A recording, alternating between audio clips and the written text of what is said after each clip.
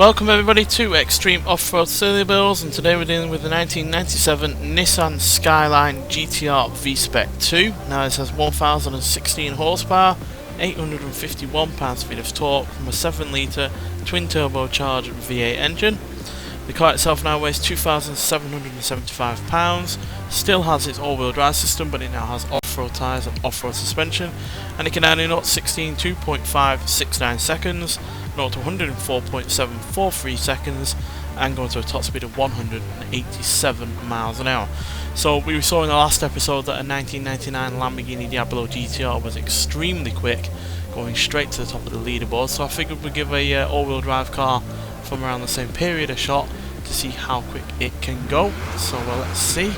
Now this had all-wheel drive standard, like I said, which is usually a helpful aspect to a car, but as we have seen in plenty of other vehicles, specifically the ones in the top 10, a lot of those that are in that top 10 do not have all-wheel drive standard. So yeah, it's not a given that an all-wheel drive vehicle had it natively is going to be quick on this series, but it's always helpful nonetheless, even if they aren't quite as quick, because yeah, it helps manage the power.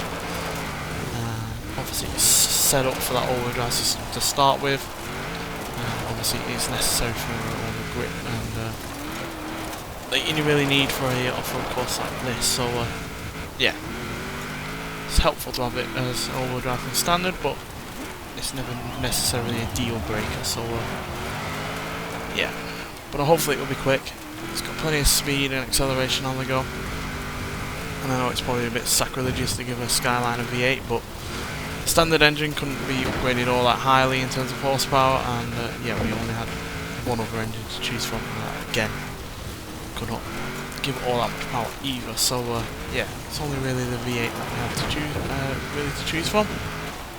So it's extreme engine that we could power this car with. So that's the way it is. It's handling it fine despite it being a far larger and heavier engine up front.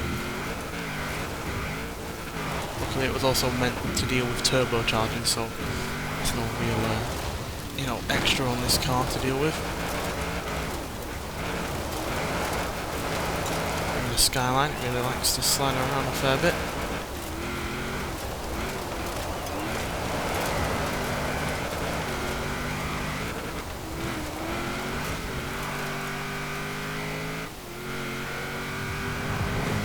Properly quick across the finish line though, 173 miles an hour, and a time of 2 minutes 2 seconds .382, so nowhere near as quick as the Lamborghini Diablo from the previous episode. In fact, we're nearly 8 seconds slower than that car, but given it's not got the most power that we've ever had in a vehicle, it's hardly the lightest of vehicles, and yeah, it still doesn't have the best of handling despite all of the upgrades.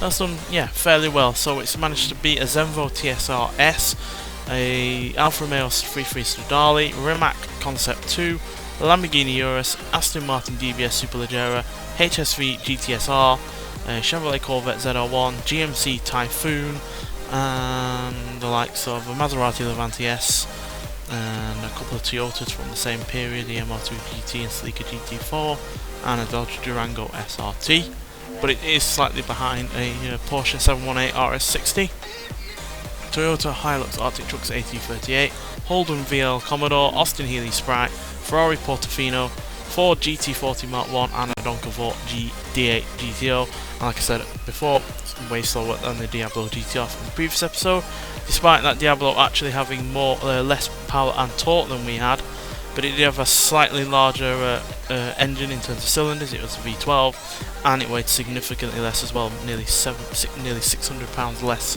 than this GTR, and I think the Diablo just had a bit more in the way of grip and agility, so that's probably why that was as quick as it was. But yeah, still a good car nonetheless, especially given it's dealing with a completely alien engine to its chassis and bodywork, which is really rather impressive. And yeah, also it was dealing with way more power than it had originally as well, which is also really rather a crucial thing to get over when you're dealing with a car on this series. There's no point in having a car with all the power in the world if it can't very well handle it, and this did handle it very well. It's just that given what we've seen in previous episodes, it wasn't quite as impressive. Nonetheless, thanks for watching, and I'll see you in the next one. Bye.